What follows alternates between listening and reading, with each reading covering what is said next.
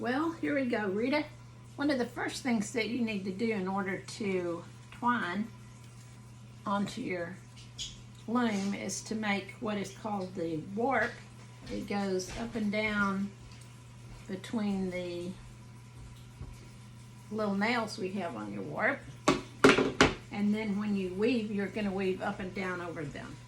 Now, this is some fabric that is recycled from a pair of my pants that I used to wear when I was a working woman. And this is the material I have for the warp. Now, I'm just going to kind of twist that around.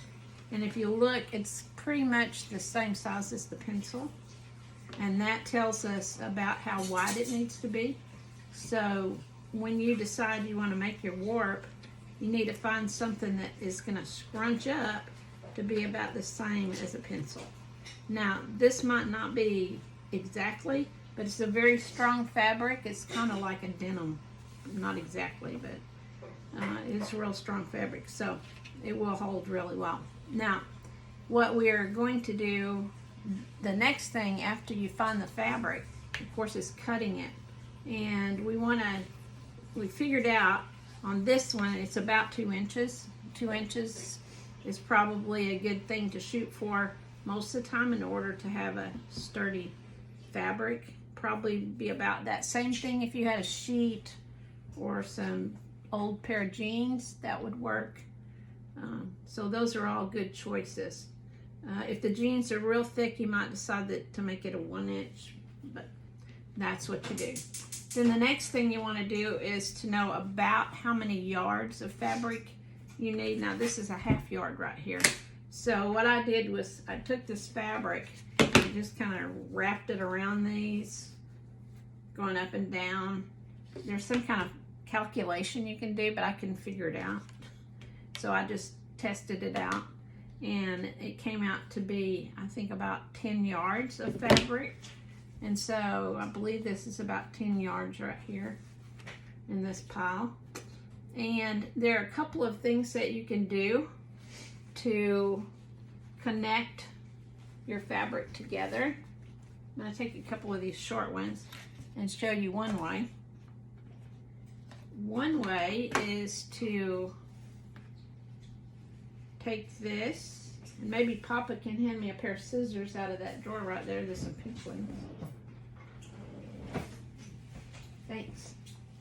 And I'm going to take these two and overlap them.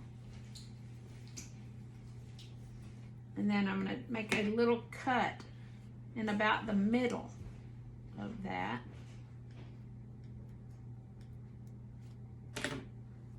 And once I have that little cut, we'll pretend this one is connected to the loom, maybe if you were using the weft, the part that goes across, but it's not, since you want to have this done ahead of time on the warp. And we're going to put this strip, the next strip, on the top, and this end of that same strip, let me cut off this little piece that doesn't belong there, is going to go through there. Now normally you're going to work with a lot longer piece of fabric, but this will work for what we're doing. If you find that, oh my goodness, I cut that hole too little, I just kind of take my scissors, kind of line up that hole and maybe cut it just a little bit more.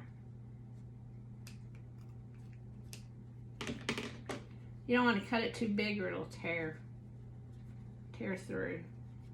I try to make sure that when I'm pulling it through here, I'll hold these two pieces together and then I pull it through. And then you want to pull it enough that you get it to stay together well, but not so much that it tears. So if you kind of pull on this a little bit and pull up with your hand on it like this part of it will usually wrap up around, and so that makes it so it's not sticking out so much when you're doing your weaving. Now, another thing you can do is before you cut it, before you pull it together like that, is to cut the corners off. That also makes it look nicer. So there you have one way to join it. Now the other way is to join it on the sewing machine. And that makes a really nice looking join. You don't have little fabric ears sticking out, like the little corners sticking out. And when you do that, you have to have one on the bottom. Just, I'm gonna put it with the pretty side up, which is about the same on this material, and the other one on top going down. What you want to do is to sew on the sewing machine from here to here. Let me put this on here so you can see. You would sew, or you can sew by hand. I do that sometimes too, but if you're going to do it for the warp, the first part that you put on, it's just as easy to do it on the sewing machine. And I do it on the sewing machine.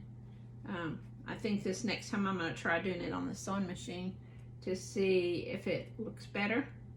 But I've always done it this way in the past. So it's up to you, whichever one you want to do. Okay? So that is step one to get your loom ready. And let's see if I can turn this off.